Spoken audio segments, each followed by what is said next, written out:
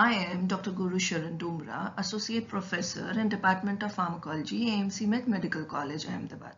I am making this video as a part of Advanced Medical Education course.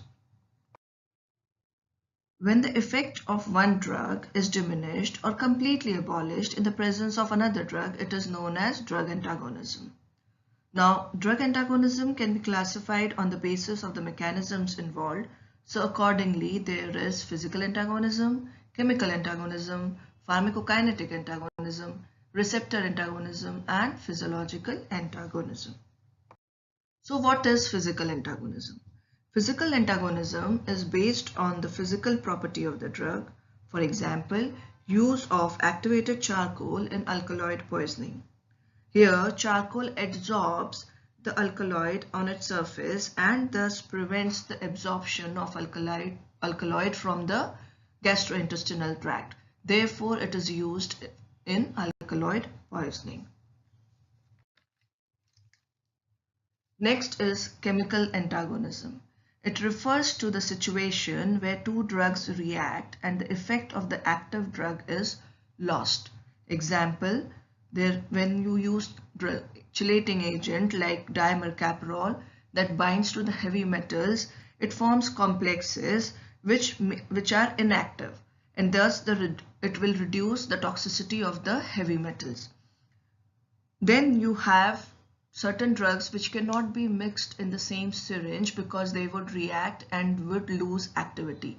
For example, you cannot mix heparin with penicillin or tetracycline in the same syringe.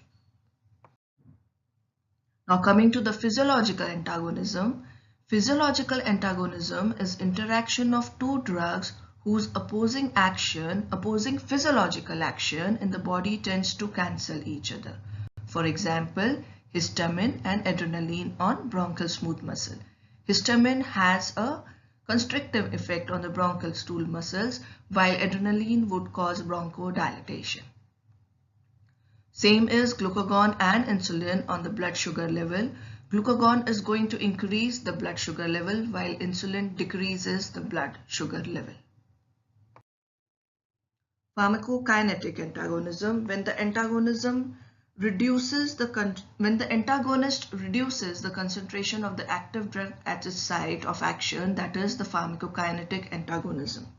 Now pharmacokinetic antagonism can be because of increased rate of metabolic degradation of the active drug. For example, when there is increased metabolism of warfarin, which is because of presence of phenobarbital, or if there is reduced rate of absorption of the active drug from the gastrointestinal tract, or if the renal excretion of the active drug is increased, that would decrease the concentration of the active drug at the site of action. Now we will talk about antagonism by receptor block. Antagonist combines with the receptor but does not activate the receptor to produce any action. That is, the antagonist has affinity but no intrinsic activity, so no response is produced. As it resembles the agonist chemically, it occupies the receptor site and prevents the agonist from combining with the receptor and producing an action.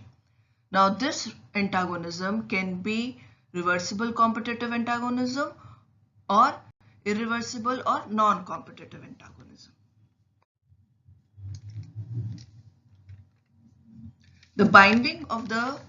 In case of competitive antagonism, the binding of the antagonist is reversible. That is, if the concentration of the agonist is increased, it is going to displace the antagonist from the binding site. Therefore, it is the surmountable type of antagonism.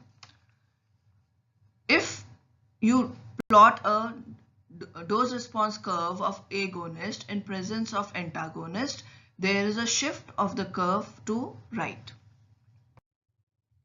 In this figure, you can see in the presence of antagonist, the dose response curve of agonist has shifted to right, but there is no suppression of the maximal response of the agonist. Now coming to the non-competitive antagonism, the antagonist does not resemble the agonist, and thus it binds to a different allosteric site, and it will produce a conformational change in the receptor. That is, it is going to alter the receptor in such a way that it is unable to combine with the agonist. This would lead to the failure of transduction mechanism, and thus no action by the agonist is produced. As the agonist and antagonist are combining with different sides of the receptor, there is no competition between them. So increasing the concentration of agonist does not reverse the block completely. Thus, increasing the concentration of the antagonist would progressively flatten the dose response curve of the agonist. Now you can see in this figure, the red curve is of the drug alone. The pink curve is of the drug in the presence of a competitive antagonist. So you can see that the same response is obtained but with the higher concentration of the agonist. That means in the presence of a competitive antagonist, the maximal response of the agonist would be obtained but at a higher concentration. While in the presence of a non-competitive antagonist, the curve which you see, the orange curve, it shows that the maximal response of the agonist cannot be obtained. Thank you.